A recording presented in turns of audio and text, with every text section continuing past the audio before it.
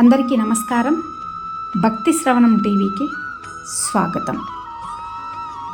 కొన్ని బంధాలను దాటి గర్జించినప్పుడే ఆత్మవిశ్వాసం స్థిరపడుతుంది. ఎప్పుడు ఒకేలా ఉండిపోతే ఎలా మీరే ఆలోచించండి. బ్రతుకు బరువైంది అంటే బలమైన కారణాలు గుండెకు తాకి ఉంటాయి. బాధనైనా భరించాలి, ఇక కష్టాన్నైతే ఎదిరించాలి. అంతేకాని జీవితాన్ని మాత్రం ఎట్టి పరిస్థితులలో వదిలిపెట్టకూడదు. గుర్తుంచుకోండి. ఓర్చుకోవడం తెలిస్తే జీవించడం అదే నేర్పిస్తుంది. మనసుకు మించిన తీర్పు లేదు, జీవితాన్ని మించిన గ్రంథం లేదు. ఇక ధర్మం కోసం మొదలయ్యే ప్రతి సంఘర్షణ కూడా ఒక చరిత్ర అవుతుంది. గుర్తుంచుకోండి. ధర్మం అంటే ఇలానే ఉంటుంది. భరించే వారికి క్షమించే అధికారం ఉంటుంది. తప్పునైతే క్షమించు, నమ్మక ద్రోహాన్నైతే మాత్రం ఎప్పటికీ సహించకు. మంచిగా ఉన్నవారితో మంచిగా, చెడుగా ఉన్నవారితో చెడుగానే ఉండు. ఇక ఇదే ధర్మం. అర్థమైందనుకుంటా. మనుషులు అవసరమని వేడుకుంటారు, అవసరానికి వాడుకుంటారు, ఇక అవసరం తీరాక ఆడుకుంటారు. ఇక ఇదే లోకం తీరు. జాగ్రత్తగా ఉండండి.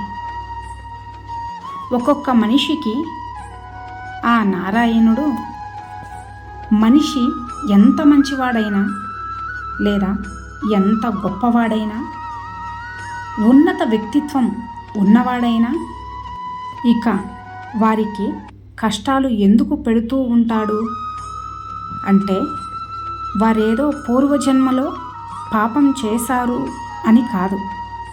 మీరు అలా అనుకుంటే త్రేతాయుగంలో శ్రీరాముడు ఎన్నో కష్టాలు పడ్డాడు అంటే అది తన పూర్వజన్మ పాపము అంటే ఎలా?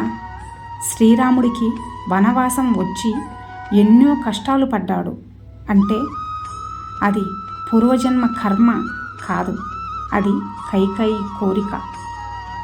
ఇలాగే జీవితంలో కొన్నిసార్లు మన ప్రమేయమే లేకుండా మనం శిక్షించబడుతూ ఉంటాం. ఇక అది అనివార్యం. అవతార పురుషులకి, మహానుభావులకి, సజ్జనులకి నారాయణుడు కష్టాలు ఎందుకు పెడతాడు అంటే వాళ్ళు తాము తట్టుకొని ఎలా తట్టుకోవాలో లోకానికి చెబుతారు కాబట్టి. నారాయణుడు కష్టాలు పెడతాడు. ఒక మంచి మనిషి కష్టాలను అనుభవిస్తున్నాడు అంటే ఏదో పాపం చేసి ఉంటాడు అని వంకర మాటలు మాట్లాడకూడదు. ఎందుకంటే ఒక మంచివాడు నీ యొక్క మాట కారణంగా ఏడ్చాడు అంటే ఆ పాపం, ఆ ఉసురు చాలా భయంకరంగా ఉంటుంది. ఆ కర్మను ఎంతో దారుణంగా అనుభవించాల్సి వస్తుంది. కాబట్టి మాట అదుపులో ఉన్నవాడే మహానుభావుడు అవుతాడు. వారికి మీరు సహాయం ఏమీ చేయనక్కర్లేదు, వారు ఆశించరు కూడా. కనీసం ఒక మంచి మాట ఓదార్పుగా మాట్లాడితే చాలు. అంతకు మించిన పుణ్యం జీవితంలో మరెక్కడా దొరకదు. ఒక మంచి మనిషి, ఒక గొప్ప వ్యక్తి ఎన్నో కష్టాలను ఎదుర్కొంటున్నాడు అంటే అది అతని పాపం లేదా పుణ్యం అంటూ అతని యొక్క వ్యక్తిత్వాన్ని అంచనా వేయడం సరి అయినది కాదు.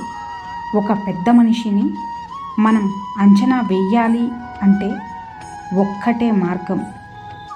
ఆయన జీవితంలో ఏర్పడిన ఘట్టాలను బట్టి అంచనా వేయకూడదు. ఆయా ఘట్టాల్లో ఆయన స్పందించిన విధానాన్ని బట్టి అంచనా వేయాలి. అర్థమైందనుకుంటా. నీకు ఎన్ని అవమానాలు జరుగుతున్నా, నిన్ను ఎంతమంది మోసం చేస్తున్నా, ఎంతమంది నిన్ను దూషిస్తున్నా, దుర్భాషలు ఆడుతున్నా, ఎంతమంది నిన్ను తక్కువ అంచనా వేస్తున్నా, అలాగే తొక్కివేయాలని చూస్తున్నా, అన్నీ భరించు. కాలమే వాళ్ళకి సమాధానం చెప్తుంది.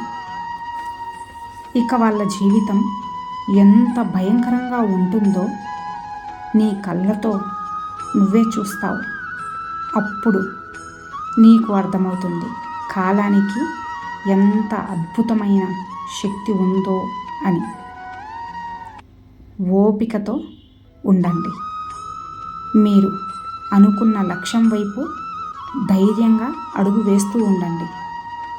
గుర్తుంచుకోండి, జీవితంపై విశ్వాసాన్ని ఎవరైతే కోల్పోతారో వారే జీవితంలో అన్నీ కోల్పోయిన వారు అవుతారు.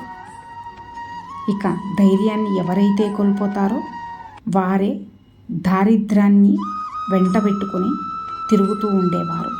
గుర్తుంచుకోండి, నమ్మిన వాళ్ళ చేతిలో మోసపోవటం, దీనిని మించిన బాధ మరొకటి ఉండదు. అవునా? ప్రస్తుతానికి ఓటమి నీ చిరునామా అయ్యుండొచ్చు, కానీ నీ దగ్గర డబ్బు లేకపోవచ్చు, కానీ సంస్కారం ఉంది. ఉన్నత చదువు లేకపోవచ్చు, కానీ మంచి గుణం ఉంది. ధైర్యంగా ఉండండి, అంతా మంచే జరుగుతుంది. లోకం తీరును బట్టి పద్ధతి మార్చుకోవాలి, నడవడిక మార్చుకోవాలి. మన తప్పును వేలెత్తి చూపిస్తారు, వాళ్ళ తప్పులు మాత్రం సమర్థించుకుంటుంటారు. ఈ లోకం తీరు ఎప్పటికీ మారదు. నువ్వు ఎలా ఉండాలో, ఎలా ఉండకూడదో నిర్ణయం నీదే. అర్థమైందనుకుంటా. ఇక అందరూ నాతో పాటు ప్రేమతో ధ్యానించండి. రాధాకృష్ణ. ఇన్ని మంచి సూక్తులలో మీకు ఏ సూక్తి నచ్చినదో కింద కామెంట్ చేయండి. అలాగే ఈ వీడియో మీకు నచ్చినట్లయితే ఈ వీడియోని ఒక లైక్ చేసి ఇలాంటి మరిన్ని వీడియోస్ కోసం మన ఛానల్ని సబ్స్క్రైబ్ చేసుకోండి. ధన్యవాదాలు.